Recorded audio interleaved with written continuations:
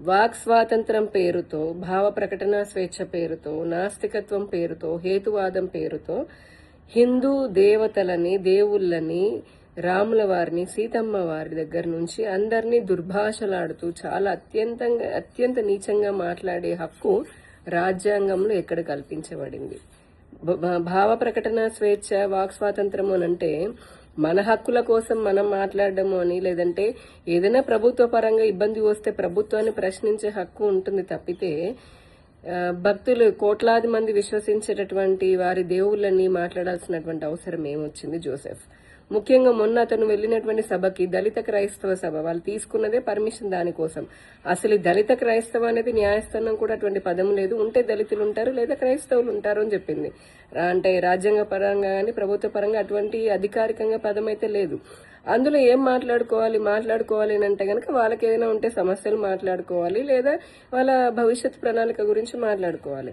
అలా కాకుండా ఆ పేరుతో పర్మిషన్ తీసుకుని అక్కడ హిందూ దేవి దేవతలని దుర్భాషలాడడం ఒకటి చేస్తే, ఇంకొకడేమో పవన్ కళ్యాణ్ గారు, డిప్యూటీ సీఎం పవన్ కళ్యాణ్ గారిని, వారి కుటుంబ సభ్యులని కూడా దుర్భాషలాడుతూ ఉంటాడు. ఇంకొకడు వచ్చి కూటమి ప్రభుత్వాన్ని ప్రశ్నిస్తూ ఉంటాడు. వీళ్ళందరికీ ఒక ఫ్యాషన్ అయిపోయింది.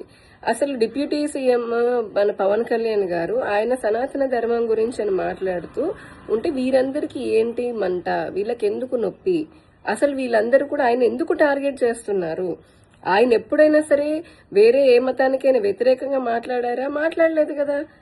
పవన్ కళ్యాణ్ గారు సనాతన ధర్మం గురించి, దాని గొప్పతనం గురించి తెలుసుకున్న దాని గురించి మాట్లాడుతున్నారు.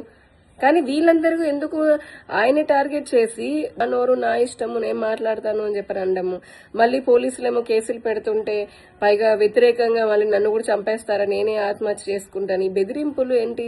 ప్రజల మధ్య మతాల మధ్య, ప్రాంతాల మధ్య చిచ్చు పెట్టి అల్లర్లు సృష్టించడం కాదా? జోసెఫ్ అయిన అతను హేతువాది అని అంటున్నాడు. అతను హేతువాది అయితే కనుక క్రైస్తవ సభలకు ఎందుకు వెళ్తున్నాడు? నీకు హిందూ ధర్మం అంటే ఇష్టం లేదు, లేదంటే హిందూ దేవతలంటే ఇష్టం లేదు అంటే నువ్వు పూజ చేసుకోకు. కానీ అంతేగాని తిట్టడం ఏంటి? దుర్భాషలాడే హక్కు ఎవరిచ్చారు? ఏ మనోభావాలు, వాక్ స్వాతంత్రం మీకు మాత్రమే ఉందా? మాకు లేదా? ప్రజలకు లేదా? హిందువులకు లేదా?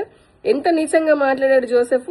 ఆ ప్రకాష్ రాజు ఈ నాస్తికత్వం అంటే నేను అడుగుతున్నాను, జోసెఫ్, ప్రకాష్ రాజు, చందు తులసి మీరందరూ నాస్తికులు అని చెప్పుకుంటున్నారు కదా, హేతువాదులు అంటున్నారు కదా. హేతువాదులు అంటే మీకు ఏమైనా రాజ్యాంగంలో రాసిందా హిందూ ధర్మాన్ని టార్గెట్ చేయాలి, హిందువులను తిట్టాలి, చిచ్చు పెట్టాలి అని చెప్పనని? అదా హేతువాదం అంటే? మీరేమో అడ్డగోలుగా బాగా కొవ్వెక్కి బలిసి మాట్లాడొచ్చు ఏవి పడితే అవి, మళ్ళీ తిరిగి దానికి రియాక్షన్ ఉంటే మటుకు అమ్మమ్మ మమ్మల్ని ఇచ్చేస్తున్నారు